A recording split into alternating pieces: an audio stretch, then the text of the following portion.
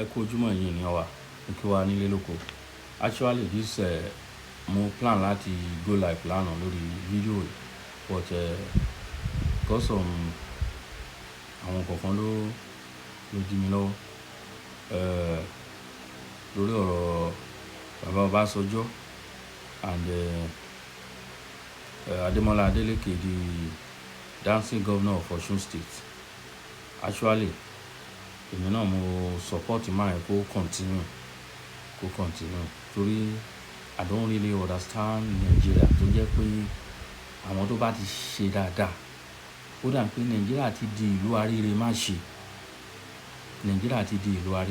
pé anybody tó bá ti ń ṣe dáadáa ẹ wá gbogbo ọ̀nà kẹ́ fi yọ kúrò. Mo rí fídíò Davido sọ̀rọ̀ kan lórí television station pé I think 110 billion ni wọ́n lò láti fi ṣe election just only one state. Nigeria ṣe rí gbogbo ẹ̀yin tí ẹ ń kó wa sínú wàhálà tá a wà yìí tí ẹ bá kúre ẹ̀ ní sùn rè. Bákan náà ni mo ṣe rí fídíò kan lánàá bí tán lọ kó owó pamọ́ sí nínú ṣàkàṣàkà ní àwọn pípù wọn owó dẹ̀ bàjẹ́ síbẹ̀ torí owó ti pọ̀ jù báwọn náà ṣe fẹ́ rántí ó dàbí alẹ́ àná ni àwọn postman wọ́n wá. Bóyá Olúwa ń bẹ pẹ̀lú ẹ ọmọ rẹ ti ṣe kejì Ọbásanjọ́ nìjọ bàbá ọmọlẹ̀ nìjàre ìmọ̀lẹ̀ ẹ̀rù jẹjẹ ọmọ ọlọ́dún mẹ́jọ.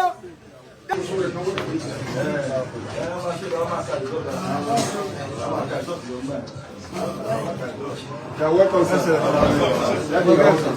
Welcome, sir.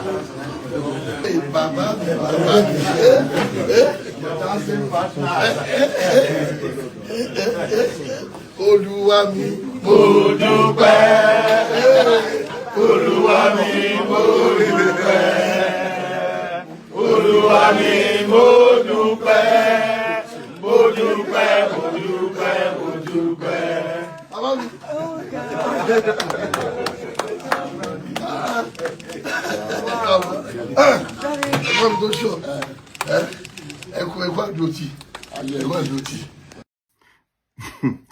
Ẹ wo ohun tí bàbá ṣe ń bí ìsìn nínú picture tó wà nísàlẹ̀. Ẹ wo ohun tí bàbá ṣe débi pé wọ́n ń lọ mọ́ kí APC, the ruling party in power.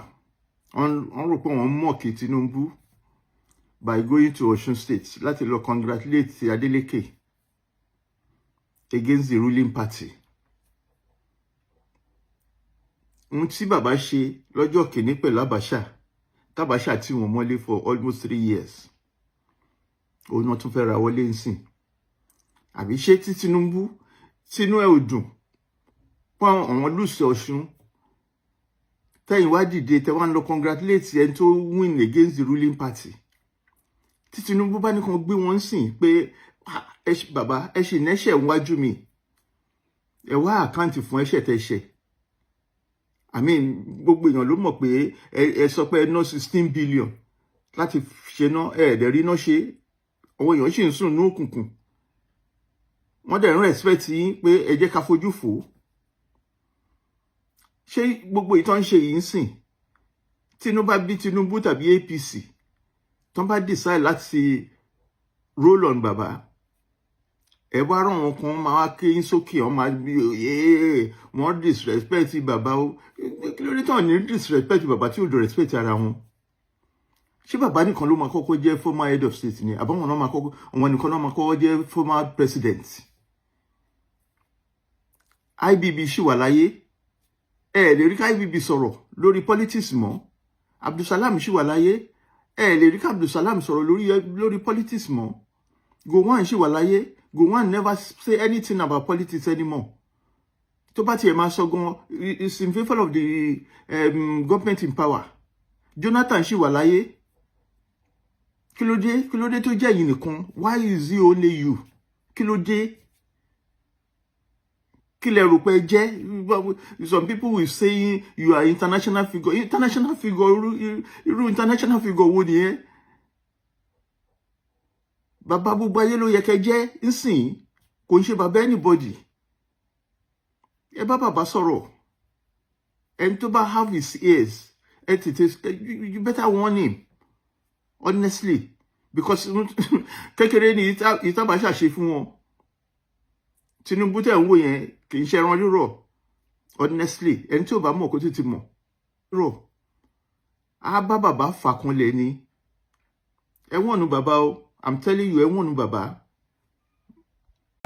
Wọ́n kó àwọn aṣọ wá fún ìyàwó mi, ó ká àpọ̀láṣọ wọn ti pọ̀, aṣọ gbogbo everywhere ló káṣọ sí, gbogbo wardrobe, gbogbo a ní wardrobe tó ń lọ bí 5 aṣọ ẹ̀ wà nínú gbogbo ẹ̀.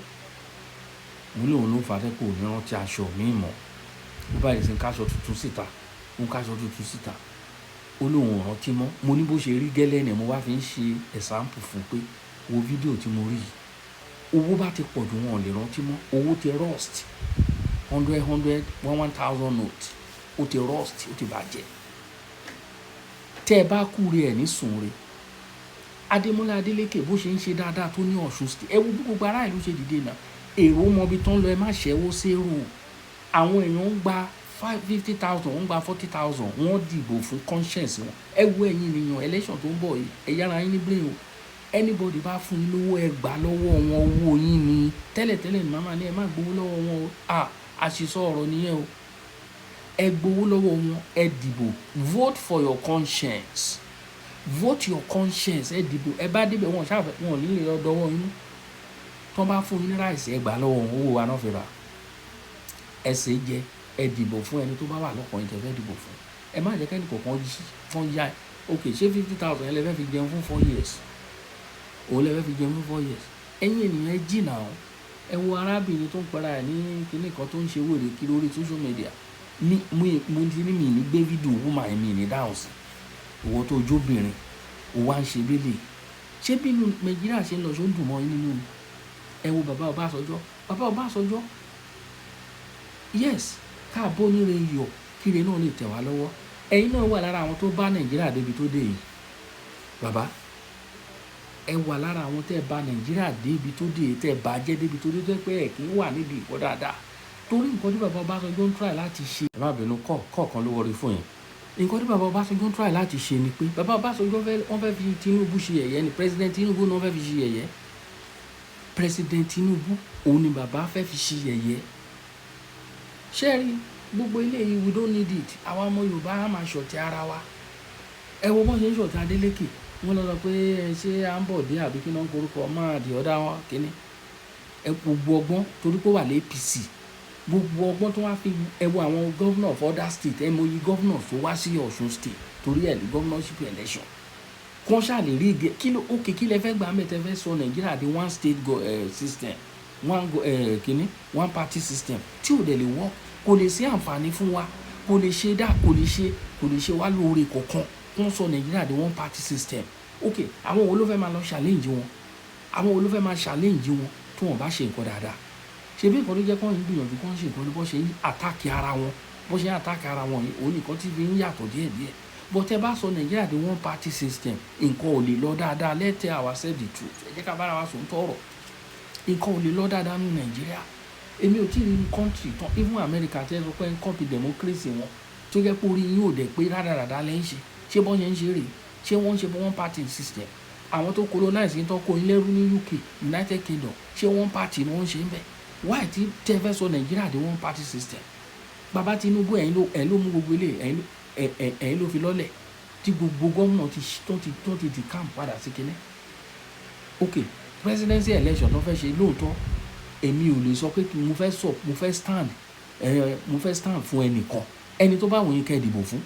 Lóòótọ́ mo ń sọ tẹ́lẹ̀ pé ẹ dìbò fún bàbá Tinubu, ẹ dìbò fún bàbá Tinubu. Lóòótọ́ tá a bá gbómi wò, tá a gbé po wò, nǹkan wíwo jura lọ.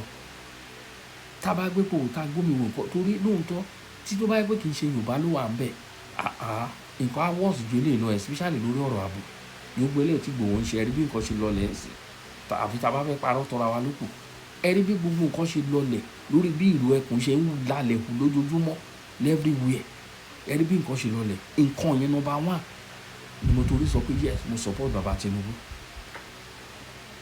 Ẹ̀yin a lè máa force anybody pé go and vote for this, go and vote for that. Jẹ́ káwọn èèyàn dìbò fún conscience wọn. Àfẹnitórí ọba pé lálọ́ sọ pé òun fẹ́ lọ dìbò fún Àtíkù. Kí ni Àtíkù fẹ́ ṣe? Màá wá fi ilẹ̀ Yorùbá lẹ̀.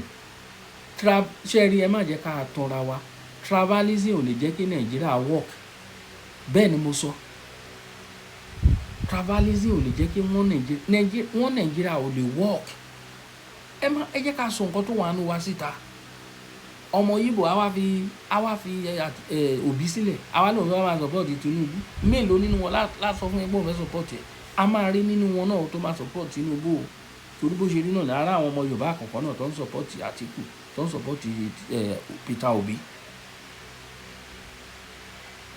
bàbá Ọbásanjọ́ ara àwọn ìgbésẹ̀ tẹ́ gbé ẹ fi hàn gbangba pé ẹ ń kóná mọ́ àwọn kọ̀ọ̀kan lábẹ́lẹ̀ bàbá Ọbásanjọ́ ó fi hàn gbangba bàbá jẹ́ pé wọ́n ń dì í mú rìn kí ni wọ́n wá lọ Ọ̀ṣun state wọ́n fi ọ̀dọ̀ wọn sílẹ̀ láti Abẹ́òkúta Ògùn state lọ́hùn ẹ fi bẹ̀ sílẹ̀ ẹ pè lórí fóònù àwọn kẹ́ẹ̀kì dáàsọ̀